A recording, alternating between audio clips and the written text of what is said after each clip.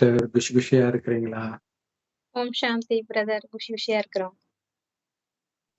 இன்னைக்கு வந்து 27/1 26 26/1/1970 முரளி 6வது பாகம்னு நினைக்கிறேன். ஸோ இதுக்கு முன்னாடி வந்து எப்படி நேரத்துக்கு முன்னாடி நீங்க தயாராகணும்.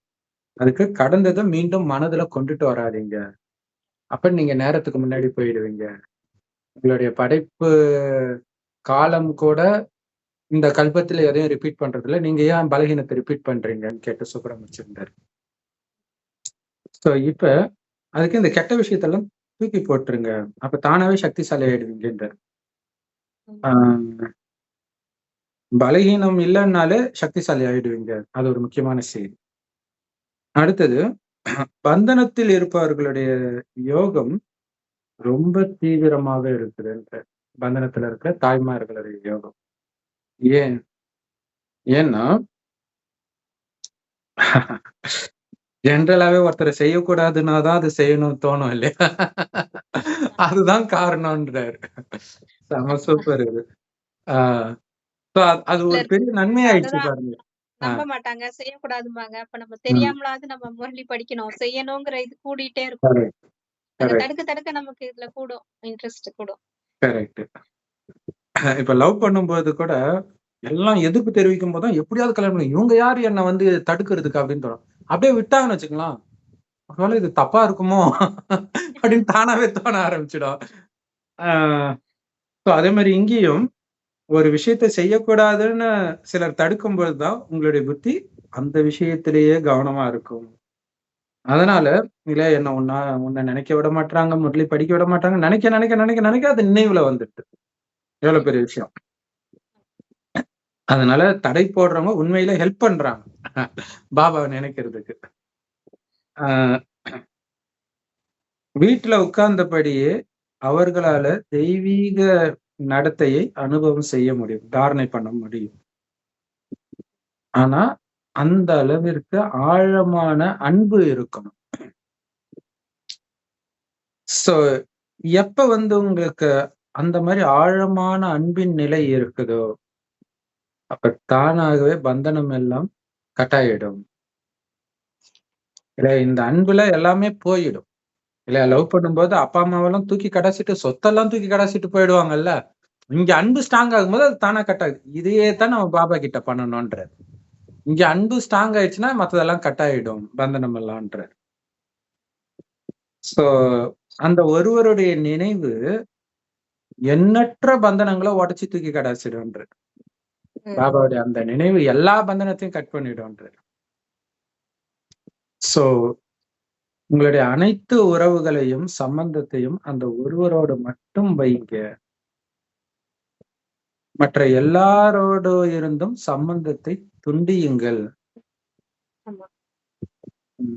இந்த உறவுன்னு பார்க்கக்கூடாது. அது ஒரு ஆத்மா, அதோடைய நடிப்பு நடிப்பு. அது ஒரு சகோதர ஆத்மா, பாபாவுடைய குழந்தை. மீட்கணும், அவ்வளவுதான் உங்களுக்கு கவனம் இருக்கணும். சோ ஒரு தந்தை துண்டி விநாயகர்னு சொல்றாங்களோ என்னமோ. துண்டி விநாயகர்னு ஒருத்தர் இருக்காரு. ஒரு பேர்ல நிறைய பேர் இருக்குல்ல விநாயகருக்குல, அதுல ஒண்ணு துண்டி விநாயகர். கரெக்ட். விநாயகருடைய ஒரு கையில அந்த இது கூட இருக்கும், பரசு கோடரி கூட இருக்கும், கட் பண்ணிக்கிட்டே இருக்கிறது. சோ ஒரு தந்தையை தவிர யாரும் உங்களுக்கு இருக்கக்கூடாது. அந்த மாதிரி நிலையை நீங்க எப்ப அடையிறீங்களோ அப்ப எல்லா பந்தனமும் கட் ஆயிடும். என்னன்னா அவரோடவே வாழ்ந்துகிட்டே இருக்கிறது. எப்படி ஒரு பெண்ணுக்கு வந்து கணவனோட வாழ வாழ அப்பா அம்மா உறவு எல்லாம் மறந்து போதோ, அந்த மாதிரி நீங்க பாபாவோட வாழணும். வாழ்ந்தாலும் இது மறந்து போயிடும். இந்த வாழும்போது கிடைக்கிற அந்த சந்தோஷத்தை நீங்க அனுபவிக்கும் போது இங்க அல்பகால சந்தோஷத்துல இருந்து புத்தி விலகிடும். அதுதான் முக்கியமான விஷயம். சோ எந்த அளவுக்கு துண்டிக்கப்படாத அன்பு இருக்குதோ அந்த அளவுக்கு துண்டிக்கப்படாத உதவியும் உங்களுக்கு கிடைக்கும். இல்ல பாபா கிட்ட அன்பு இருக்க இருக்க அந்த உதவி கிடைச்சுக்கிட்டே இருக்கும். உதவி கிடைக்கல அப்படின்னா அதுக்கு ஒரே ஒரு காரணம் தான், உங்க அன்பில் குறை இருக்குது. ஏதோ பக்தியிலே சொல்லுவாங்க, சபரிமலைக்கு போறாங்க இல்ல எங்கேயோ போய் அவங்களுக்கு ஏதோ பிரச்சனை வருதுன்னா பக்தியில குறை இருக்குது. குறை இருக்கு. ஏதோ தப்பு பண்ணியிருப்பாங்க. பக்திக்கே. சோ அதே மாதிரிதான் இங்கேயும். அன்புல குறை இருக்குதுன்னா என்ன அர்த்தம்? அன்பு வேற யார் மேலயோ வச்சிருக்கிறீங்க. அப்ப பாபா எப்படி உதவி செய்வார்? இல்ல அவரே நினைத்தால் அவர் உதவி செய்வாரு. அவரை தவிர யாரையும் நினைத்தால் அவர் என்ன பண்ண முடியும்? அவரோட பந்தனம் வச்சிட்டு இருந்தாலே மத்த பந்தனங்கள்லாம் தானாவே விலகிடும், துண்டிச்சிரும் அப்படிங்கிறாரு. அவரோட ஒருவரோட நினைவுல மட்டும் இருக்கும்போது மற்றதெல்லாம் தானாவே விலகிடும். இன்னொன்னு, கடவுள் யாருன்னு தெரியாம இயேசுவையோ அல்லது தேவதையோ நினைத்தால் கூட கடவுள்னு நம்பி நினைக்கிறதுக்கு உங்களுக்கு பலன் இருக்குது, பாதுகாப்பு இருக்குது. அப்படி இருக்கும்போது ஒரிஜினல் கடவுளே நினைக்கும் போது பாதுகாப்பு இல்லைன்னா நினைக்கிறதுலதான் குறை இருக்கும்.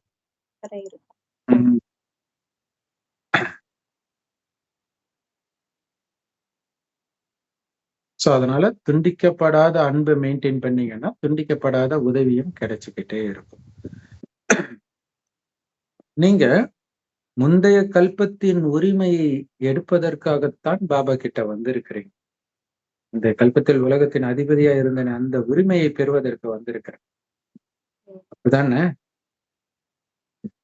சோ முந்தைய கல்பத்தை சார்ந்தவன் தான் நான் அப்படிங்கறது ஞாபகம் இருக்குதா? நாராயணனா இருந்தவன் நான் தான் ஞாபகம் இருக்குதா? இப்பவும் நாங்கள் கருவியாகி இருக்கிறோம். சோ இந்த போதை யாருக்கு இருக்குதோ அவங்களுடைய முகத்தில் சந்தோஷமும் ஒளி பிரகாசமும் தெரியுன்ற. இந்த கல்பத்துல இருந்து வந்திருக்கிறேன், அதே சொர்க்கத்துக்கு இப்ப நான் போறேன், அந்த போதை இருக்கும்ன்ற. அவங்களுடைய குஷி மற்றும் ஜோதி ரூபம் விளங்கும் அப்படிங்கிறார். சூக்ஷ்ம ஆன்மீக ஜொலிப்பு அவங்க முகத்துல தெரியும்ன்ற. முகம் ஜொலிக்கும்ன்ற. அவங்களுடைய கண்களில் நிரந்தரமாக சந்தோஷம் காணப்படும். அவங்களுடைய கண்ணிலையும் முகத்திலையும் அந்த சந்தோஷம் இருந்துகிட்டே இருக்கும்ன்ற. அந்த ஞாபகம் இருந்துச்சுன்னா ஜஸ்ட் ஞாபகம் வச்சுக்கிறதுலதான் இருக்குது. அந்த கல்பத்தில் ஜெயிச்ச அதே நாராயணன் நான் அப்படிங்கிற அந்த போதை இருக்கு. அவங்கள மத்தவங்க பார்த்தா கூட அந்த மத்தவங்க கூட தங்களுடைய துக்கத்தை மறந்துடுவாங்க. உங்களை பார்த்த மாத்திரத்துல அவங்க துக்கத்தையே மறந்துடுவாங்க. இது எவ்வளவு சூப்பரான விஷயம் இல்லையா? குழந்தைகளை கூட சொல்லுவாங்க, இந்த குழந்தை முகத்தை பார்த்துதான் எனக்கு துக்கம் எல்லாம் மறந்து போச்சு, சின்ன குழந்தைய பார்க்கும்போது. Correct, super. அதே மாதிரி வந்து ராமகிருஷ்ண பரமஹம்சர்கிட்ட நிறைய கேள்வி கேட்கணும்னு விவேகானந்தர் முதல்ல போனாராம். அவரை பார்த்த உடனே கேள்விக்கு எல்லாம் விடை கிடைச்சிருச்சான். மனம் திருப்தி அடைஞ்சிச்சான் ஜஸ்ட் பார்த்ததுலே. அவங்களுக்கு ஞானம் தெரியாது, கரெக்டான பயிற்சியிலும் இல்லை, இருந்தாலும் தூய்மையான ஆத்மா அதோடைய பவர் காட்டுதுன்னா நமக்கு எல்லாமே தெரியும் அப்படின்னா உங்களால இதை முடியாதா? அந்த அளவிற்கு பாபா நினைவிலே இருக்கும்போது அந்த சந்தோஷம் தெரியும். அந்த சந்தோஷத்தை பார்த்து மற்றவர்களும் தங்களுடைய துக்கத்தை மறந்து சந்தோஷத்தை அனுபவிப்பாங்க. ஜென்ரலாவே அது ஒருத்தருக்கு வந்து துக்கம் அனுபவம் ஆகுதுன்னா அவர் வந்து சந்தோஷத்துக்கான வழியை தேடுவார், ஏதாவது ஒண்ணு. அதுல என்ன போட்டிருக்கு சிஸ்டர்? அதுல ஏதாவது ஒரு வழியை தேடுகிறார் அல்லவா? ஆத்மா தமக்கு குஷியை ஏற்படுத்த ஏதாவது ஒரு வழியை தேடுகிறார் அல்லவா? ஆகவே உங்களுடைய முகம் அவருக்கு குஷியை அளிக்க வேண்டும். பேசாமலேயே உங்களுடைய உதடுகள் அந்த சேவை செய்ய வேண்டும். இந்த காலத்தினர் நிலை கண்ணாடியை பார்த்து தமது முகத்தை அலங்கரித்துக் கொள்கின்றனர் அல்லவா? அவ்வாறே ஆத்மாக்களாகிய உங்களுடைய அலங்கரிக்கப்பட்ட உருவம் காணப்படட்டும். அதாவது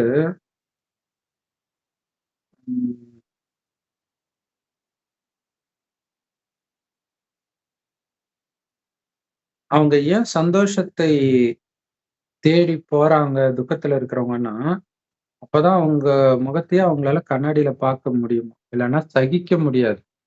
இல்லையா? என்னடா இப்படி இருக்குது முகம் அப்படின்ட்டு அவங்களுக்கே தோணும் இல்லையா? அதனால சந்தோஷத்தை தேடுவாங்க. சோ இப்ப இந்த சேவையை உங்கள் முகம் மூலமாக நீங்க இப்ப செய்யணும். உங்கள பார்த்தவுடன் அவங்களுக்கு சந்தோஷம் வரும். சந்தோஷத்தை தேடி அவங்க எங்கேயும் போக தேவையில்ல. உங்க முகம் அவர்களுக்கு சந்தோஷத்தை கொடுக்கக்கூடிய சாதனமாக மாறணும். சோ பேசாமலே உங்களுடைய முகம் சேவை செய்யணும்.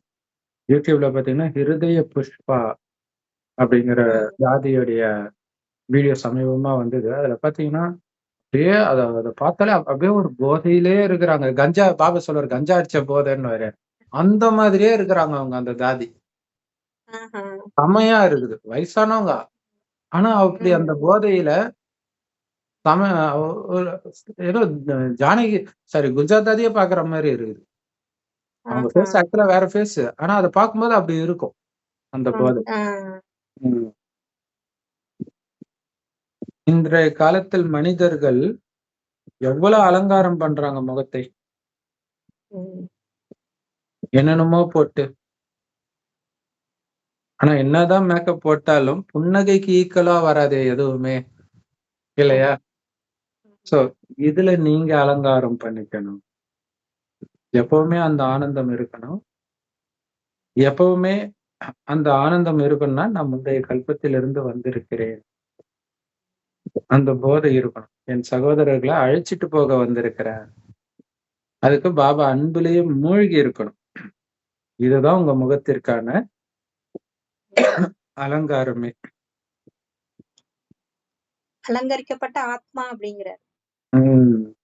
சோ அத பார்க்கும்போது ம். சந்தோஷம் வரும் மத்தவங்களுக்கும் அப்படின்னு. கரெக்ட். இதுதான் பாத்தீங்கன்னா, நெறைய கோயில்கள்ல வந்து பெண் தெய்வங்கள் கண்ணாடி வச்சு அப்படியே அலங்காரம் பண்ணிக்கிட்டு இருக்கிற மாரி காட்டுறாங்க. பார்க்குற மாரி இருக்கும். ம். அப்ப இந்த அந்த அலங்காரம் ஸ்தூலமா முகத்துக்கு கூட பண்ணல. சிலர் ஆமா, ஆமா. ம். ஆத்மாவோட அலங்காரம். கரெக்ட். அந்த அலங்காரம் முகத்துல தெரியுது. சோ நெறைய சாமி கோயில்ல பாத்தீங்கன்னா, வெளியில கண்ணாடி கூட இருக்கும். அந்த சாமிய பார்க்குற மாரி. அதுதான். அப்ப சர்வ சக்திவான் தந்தையுடைய குழந்தைகள் இல்லையா நீங்க? அப்பாவுக்கு உடம்பு கிடையாது. அப்ப உங்க முகத்தின் மூலமாக நீங்க அப்பாவை வெளிப்படுத்தணும்.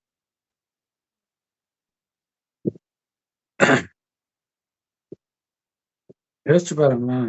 ஈஷா யோகா சத்குரு ஆகட்டும், பரம்பொருள் மகாவிஷ்ணு ஆகட்டும், அப்படியே இருப்பாங்க. ஒரு கஞ்சா போதை அடிச்ச மாரி. அவங்க யாரையும் வெளிப்படுத்தல. பட் தியானம்னா அது வரணுமே. அவங்கள பார்த்தோனே மனிதர்களுக்கு ஏதோ ஒண்ணு ஆகும் போல இருக்கு. அவங்க சொல்லிக் குடுத்தத கேட்டுக்கிட்டா அப்படின்னு போயிட்டு இருக்கிறாங்க. ஆனா நமக்கு அங்க எந்த பிராப்தியும் கிடையாது. கடவுள பத்தியும் தெரியாது. சும்மா முகத்துல மட்டும் அப்படி ஆகணும்னு ஒரு கவனம் வைக்கிறாங்க. அல்லது எண்ணங்களற்ற நிலையில இருக்கும்போது ஏதோ ஓரளவுக்கு அத அடைய ட்ரை பண்றாங்க. கவனம் வைப்பாங்க. அதனாலதான் அப்படியே கண்ணு ஏற அது உள்ளுக்குள்ள இந்த இடத்த பார்க்கணும்னு நினைக்கிறாங்க. அதனாலதான் கண்ணு இப்படி போகுது அவங்களுக்கு. நெறைய இதுல கடயோகத்துல அப்படி சொல்லுவாங்க. உள்ளுக்குள்ள ஆத்மா இருக்கு பாருங்க அப்படிம்பாங்க. புருவ மத்திய நோக்கணும் அப்படிம்பாங்க. திருமூலர் காலத்துல இருந்தே அது உண்டு. புருவ மத்திக்கு உள்ள அப்படி பாருங்க. உள்நோக்கு முகமா இப்படி பாருங்க அப்படின்னு இருக்கும். அதுக்குதான் அப்படி ட்ரை பண்ணுவாங்க. ஆனா ரொம்ப ட்ரை பண்ணா கண்ணு தான் வலிக்கும். ஆனாலும் அவங்க ட்ரை பண்ணி அவதார் மகாவதார் பாபாஜி அப்படியே கண்ணு சொருகிட்டு போயிட்டு இருக்கும். ஆனா இங்க எதை அடையிறோம் அத பார்த்துக்கிட்டே இருந்தா போதும். அதே மாதிரி இப்ப சமீபமா முரளியில சொன்னார் இல்லையா, ஒட்டுமொத்த உலகத்தின் ஆத்மாக்களையும் எமர்ஜ் பண்ணிக்கிட்டே இருங்க. உங்க முன்னாடி இருக்கணும், சக்தி கொடுத்துக்கிட்டே இருக்கணும்ன்றத நீங்க கவனம் கொடுத்துக்கிட்டே இருந்தாலே முகமும் ஜொலிக்கும். முகத்திலும் ஆனந்தம் வரும், எல்லைக்குட்பட்டதுல இருந்தும் விடுபட்டுடுவீங்க. சோ இந்த கடமையை ஞாபகம் வச்சுக்கிட்டா கூட.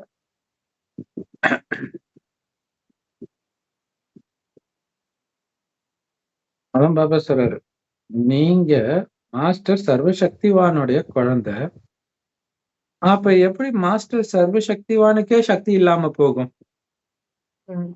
இப்ப நான் மாஸ்டர் சர்வசக்திவான் குழந்தைன்றது ஞாபகம் வச்சுக்கிட்டாலே சக்தி நிரம்பிடும். அப்ப புத்தின்ற ஒயர்ல ஏதோ ஒண்ணு மிஸ் ஆகுது. புத்தி பாபா கிட்ட இணையறதுக்கு பதிலாக வேற எங்கேயோ போய் இணையுது. இணையுது. ஆனால்தான் சக்திசாலியா இல்லை. ஸோ அதனால பாபா கொடுத்த வழியெல்லாம் ஃபாலோ பண்ணீங்கன்னா ஒயர் கரெக்டா பாபா கிட்ட இணையும். இல்ல வீண் விஷயத்துல இருந்து வீண் விஷயத்தை நீக்கிட்டாலே பாபாட்ட இணைஞ்சிடும். அதே மாதிரி ரெண்டு ஒயரை இணைக்கிறாங்க அப்படின்னா ஃபர்ஸ்ட் அதை கட் பண்ணுவாங்க. மேல இருக்கிற அந்த பிளாஸ்டிக் இதை கட் பண்ணிட்டு தான் பிணைச்சு விடுவாங்க. ஆமா. அப்படி இல்லைன்னா அது ஒன்னா சேராது ஃபர்ஸ்ட். அந்த மாதிரி நாம அந்த வெளி உலகத்து விஷயத்தெல்லாம் கட் பண்ணிட்டு பாபாட்ட இணைஞ்சாதான் இணையும். இதோட சேர்த்து இணைஞ்சிங்கன்னா அது கவர், அது இணையாது. அப்ப என்ன ஆகும், கொஞ்ச நேரம் இணைஞ்சு வெளில வந்துடும், முடிஞ்சு போச்சு, டிஸ்கனெக்ட் ஆயிடுது. அதனாலதான் பாபா சொல்றாரு, நான் அனைத்து திசைகளிலிருந்தும் உங்க புத்தியை நீக்கி அந்த ஒருவரோடு இணைக்கணும். சோ அதுக்கு நீங்க அந்த மாதிரி தொடர்பில் இருக்கணும். அந்த அளவிற்கு நீங்க கவனமும் கொடுக்கணும். பாபாவோடு அந்த அளவுக்கு இணைக்கப்பட்டிருக்கிறோம், இணைக்கப்படுவதில் கவனமும் கொடுக்கணும். ஒவ்வொரு அடியிலும் உங்களுடைய எண்ணத்தின் மீது கவனம் வைக்கணும். அதனால ஒவ்வொரு வினாடியும் உங்களுக்குள்ள இருந்து வெளிப்படுற அந்த எண்ணம் சரியான எண்ணமா இல்லையா அப்படின்னு செக் பண்ணுங்க. இல்ல ஆத்ம உணர்வின் எண்ணமா, சுப பாவனையின் எண்ணமா, அல்லது வீண் விஷயங்கள், மற்றவர்கள் வெறுப்பு எண்ணம், இந்த மாதிரி எண்ணமா அப்படின்னு செக் பண்ணுங்க. சோ எப்ப அந்த மாதிரி உங்க எண்ணங்களுக்கு கவனம் கொடுக்கறீங்களோ அப்ப தானாகவே வார்த்தையும் செயலும் சரியாகத்தான் இருக்கும். ஏன்னா எண்ணத்தில் வருவதுதான் வார்த்தை செயல்ல வரும். எண்ணத்தில் நீங்க சரி பண்ணிட்டீங்கன்னா வார்த்தை செயலும் கரெக்டா தான் இருக்கும். இந்த சங்கம யுகத்துடைய மிகப்பெரிய பொக்கிஷமே நேரமும் எண்ணமும் தான். இதன் மூலமா தான் அளவற்ற வருமானத்தை சம்பாதிக்கிறோம். ஒரு வினாடி வீணாக்க கூடாது, ஒரு எண்ணத்தையும் வீணானதா ஆக்கக்கூடாது. உங்களுக்கு பயனுள்ள எண்ணமாக, சுபபாவனை கொண்ட எண்ணமாக, உங்களுடைய குணத்தை மாற்றக்கூடிய எண்ணத்தை தான் உருவாக்கணும். நீங்க எப்படி ஸ்தூல செல்வத்தை கூட 1க்கு 10 தடவை யோசிச்சுட்டு தானே செலவு பண்றீங்க. ஒரு பைசா கூட செலவு ஆக வேஸ்ட் ஆயிடக்கூடாதுன்னு யோசிக்கிறீங்க இல்ல? கஷ்டப்பட்டு உழைச்ச காசு வேஸ்ட் பண்ணிடக்கூடாதுன்னு யோசிக்கிறீங்கல்ல? அதே மாதிரி பாபா சொல்றாரு, இந்த சங்கம யுகத்தின் நேரமும் எண்ணமும் கூட வீணாக கூடாது. காசு எப்படி வீணாக கூடாதுன்றீங்களோ அதே மாதிரி சங்கம யுகத்துடைய நேரமும் எண்ணமும் கூட வீணாக கூடாது. ஏன்னா இதுக்கப்புறம் இந்த நேரமும் கிடைக்காது, இந்த மாதிரி எண்ணத்தை கத்துக் கொடுக்கிற பாபாவும் கிடைக்க மாட்டார். அந்த ரத்தம் கழிச்சுதான். அப்ப வீண் எண்ணங்கள் இப்ப விட்டீங்கன்னா அவ்வளவுதான், அதுக்கப்புறம் தானா வீண் எண்ணம் தான் வரப்போகுது. துவாபரகத்துல இருந்து வரும். ஆனா இப்பதான் நிரப்பிக்கிற நேரம். இப்ப எதுக்கு அந்த வீண் எண்ணம்? அது நேரத்தை வீணாக்கக்கூடியது. அதனால எச்சரிக்கையா இருங்க. சக்திசாலியான எண்ணங்கள் இருந்துச்சு அப்படின்னா அந்த சக்திசாலியான எண்ணங்களின் ஆதாரத்துல உங்களுக்காக நீங்களே தங்க யுகத்தை எடுத்துட்டு வர முடியும். சக்திசாலியான எண்ணம் தான் அங்க முக்கியமே. சொர்க்கத்தில் எண்ணங்கள் அப்படி இருக்கும், நரகத்தில் எண்ணங்கள் மோசமாக இருக்கு. உங்களுடைய எண்ணங்கள் பலகீனமாக இருந்துச்சு அப்படின்னா தங்க யுகத்தை எடுத்துட்டு வர மாட்டீங்க, திரேதா யுகத்தை தான் எடுத்துட்டு வருவீங்க உங்களுக்குன்ற. சோ நமக்கே நாம பரிசளிச்சுக்கணும். சக்திசாலியான எண்ணங்களை உருவாக்குனா நமக்கு நாமளே சொர்க்கத்தை சத்தியுகத்தை பரிசளிக்கிறோம். இல்லாட்டினா திரேதா யுகத்தை தான் பரிசளிக்கிறீங்க. சம்ஸ்காரம் அவ்வளத்தையும் மாத்தணும். சத்தியுகத்துல இருக்கிற மாதிரி நமக்கு இருக்குதா, எண்ணங்கள்லாம் அந்த மாதிரி இருக்குதான்னு சோதிச்சு அதே மாதிரி கொண்டு வர பார்க்கணும். கரெக்ட். கவனம் கொடுத்துக்கிட்டே இருக்கும். ஸோ மெயினா ஆத்மா உணர்வு அந்த பயிற்சி இருந்துகிட்டே இருக்கணும். இப்ப விட்டீங்கன்னா இந்த பொக்கிஷங்கள் முழு கல்பத்திலும் உங்களுக்கு கிடைக்க போறது கிடையாது. மட்டும்தான் வருது இந்த பொக்கிஷம். எவ்வளவு முடியுமோ இதை நீங்க எடுத்துக்க வேண்டியதுதான். பாபா சொல்றாரு இல்லையா, சொர்க்கத்துல வந்து கடலுக்கு அடியில இருந்து தங்கம் வரும், அதெல்லாம் பாரதத்தின் பக்கம் தள்ளுன்ட்டு. அது வரப்போற சிக்னல் தானோ என்னவோ தெரியல. ஓர் ஃபிஷ் கடலுக்குள்ள இருந்து வெளில வருது, நிறைய மீன் என்னங்க உள்ள இருந்து ஏதோ ஒண்ணு வரப்போகுது. கரெக்ட். ஆனா அவங்களுக்குள்ள தங்கமே இருக்குதுன்னு அவங்களுக்கு தெரியாது.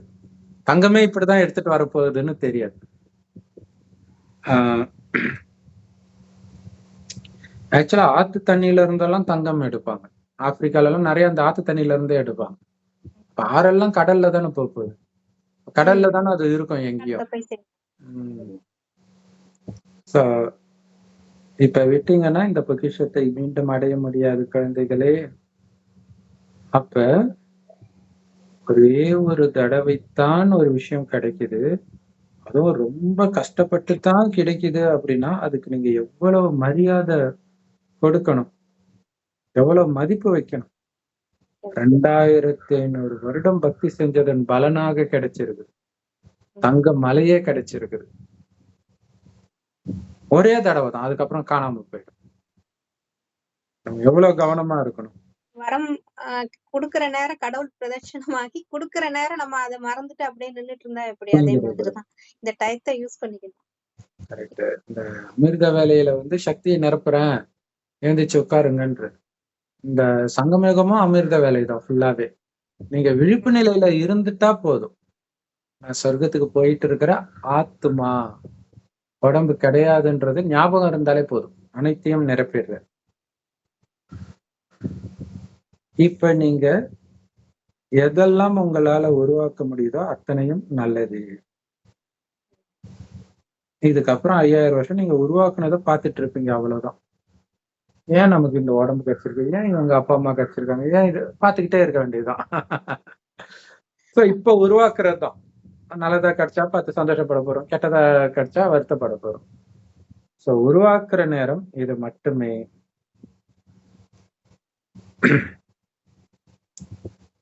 இதுக்கு மேல உங்களால உருவாக்க முடியாது. பைபிள்ல வந்து 6 நாள் கடவுள் உலகத்தை படைச்சிட்டு 7வது நாள் ரெஸ்ட் எடுத்துட்டாருன்ட்டாங்க. ஆனா அவங்களுக்கு தெரியாத விஷயம் என்னன்னா, படைக்கிறதே நாம தான். இதுக்கப்புறம் ரெஸ்ட் தான் ஃபுல்லா. அதுக்கப்புறம் ஒண்ணும் பண்ண முடியாது. இப்ப உருவாக்கிடுங்க, அதுக்கப்புறம் உருவாக்க முடியாது. இன்னும் கூட உருவாக்குறதுக்கு உங்களுக்கு கொஞ்சம் டைம் இருக்குது. அந்த டைம் தான் இப்போ. அப்ப சொல்லிருக்காரு ஒரு 1970ல சொல்லியிருக்கிறாரு. 55 வருஷம் ஆயிடுச்சு. பாபா சொல்றாங்க, எல்லோருக்கும் நீங்க என்ன சொல்றீங்க, நிறைய நேரம் போயிடுச்சுங்க, ரொம்ப கம்மியான நேரம் தாங்க இருக்குதுன்றீங்க. அதை உங்களுக்கு அப்ளை பண்றீங்களா? நீங்க சொல்றது உங்களுக்கு அப்ளை பண்றீங்களா? கொஞ்ச நேரம் தான் இருக்குதுன்ட்டு. ரொம்ப கம்மியான நேரம் தான் இருக்குது, ஆனா செய்ய வேண்டிய காரியமும் நிறைய இருக்குது. சோ அதனால உங்களுக்கு நீங்களே திடமான வாக்கு சத்தியம் பண்ணுங்க. இன்னையில இருந்து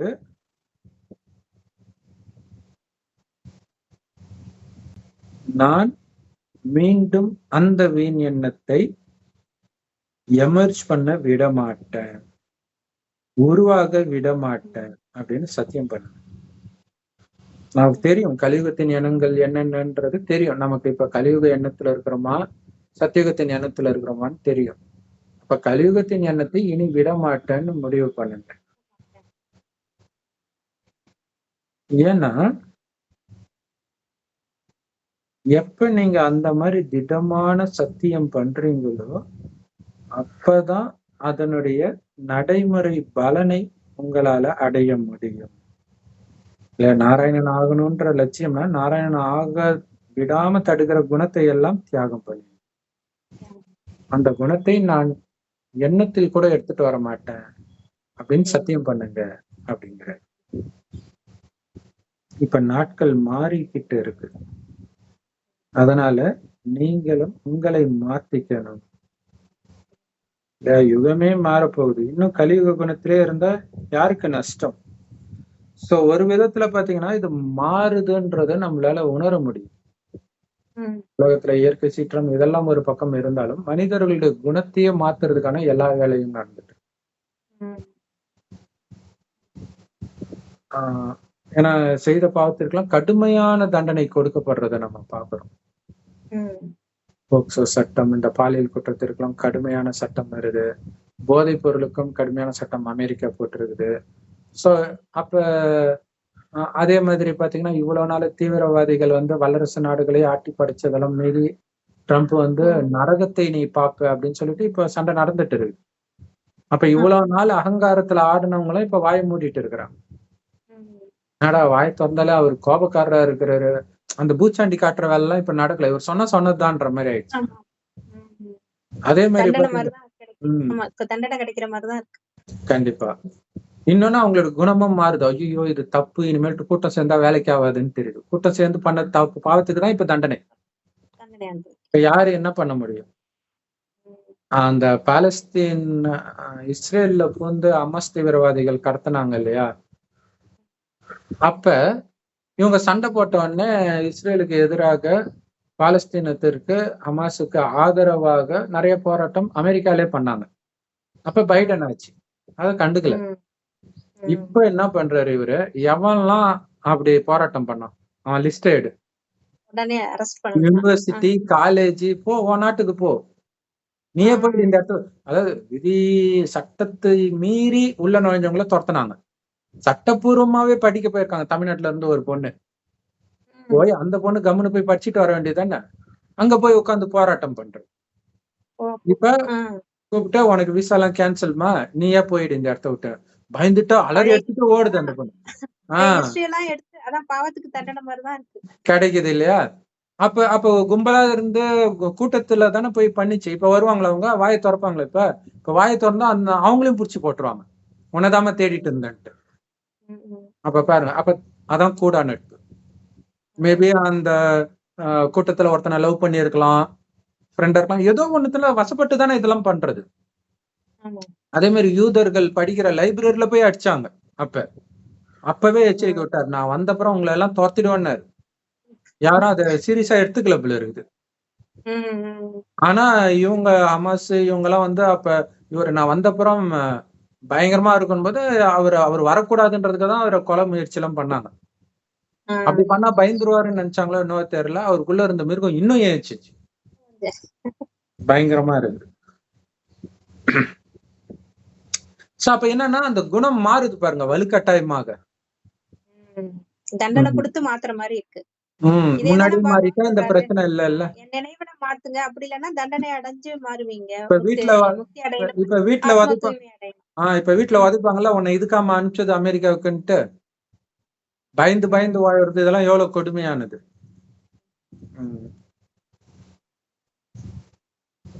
அது மட்டும் இல்ல, இதை பற்றி நம்ம ஒரு போராட்டம் நடத்தலான்ட்டு சோசியல் மீடியால போட்டாலே காலி, இப்ப பேசுறதுக்கே வாய்ப்பு கிடையாது.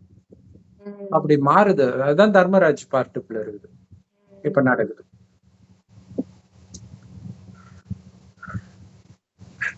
சோ காலம் மாறிட்டு இருக்குது, அதனால நீங்க மாறியே ஆகணும். ஏன்னா அது மாத்த ஆரம்பிச்சதுன்னா அது பயங்கரமா இருக்கும். பாத்துட்டு தர்மராஜ் பாட்டும் அங்கதான் ஆரம்பிக்குது, அழிவும் அங்கதான் ஆரம்பிக்கும் போல இருக்கு. தெரியல எங்க நடக்க போகுதுன்ட்டு. இப்ப சோம்பேறியா முயற்சி பண்ற நேரம் எல்லாம் முடிஞ்சு போச்சு. படுத்துட்டு முயற்சி பண்றது, உட்கார்ந்துட்டு முயற்சி பண்றது, நின்னுட்டு முயற்சி பண்றது, நடந்துட்டு முயற்சி பண்றது, ஓடிட்டு முயற்சி பண்றது, எல்லாமே ஓடி போச்சு. பறக்கணும்ன்றாரு. இப்ப அதிவேகத்துல பறக்கணும். ஆஞ்சநேயர் கடைசி நேரத்துல பறக்குறாருல, பறந்து பறந்து சேவை, டைம் நெருங்கிடுச்சு. முயற்சிக்கும், சேவை மட்டும் இல்ல முயற்சிக்குமே பறந்து பறந்து.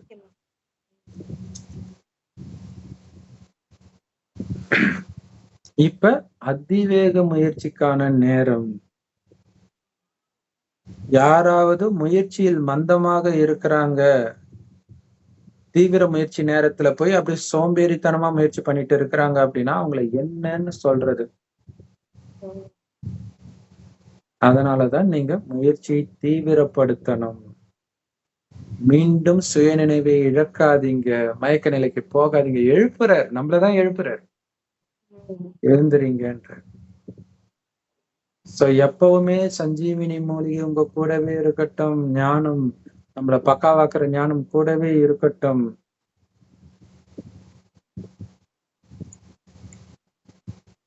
இல்லையா பாபா குறிப்பா இன்னைக்கு முரளியில கூட சொல்லிருக்காங்க, இந்த சகோதரன் சகோதரி பார்வை இருக்கணும். அப்பதான் நீங்க பாபாவோட குழந்தை. பாபாவோட குழந்தை ஆனாதான் உங்களுக்கு ஆஸ்தி. டைமும் முடிய போகுது. இன்னுமே தேக உணர்வுல இருந்தீங்கன்னா, அப்ப இந்த மாதிரி பாயிண்ட் மைண்ட்ல வச்சுக்கிட்டே இருக்கணும். ஆத்மாவை பார்க்கணும், ஆத்மா பேசுது, ஆத்மா உட்காருது, இது சதா ஞாபகம் இருந்துகிட்டே இருக்கும். அதான் சஞ்சீவினி மூலிகை கூடயே வச்சுக்கோங்க. இதுதான் புராண கதையில பார்வதி கைலாயத்தை விட்டு போகும்போது வில்வ இலைய கொடுத்து அனுப்பு. எப்பெல்லாம் பிரச்சனை வருதோ இதை திறந்து பாரு, உனக்கு தைரியம் வந்துடும், சக்தி வந்துடும்ன்ற. அப்ப இந்த ஞான கருத்துக்கள் மைண்டுக்குள்ள அசை போட்டுக்கிட்டே இருக்கணும். இப்ப நீங்க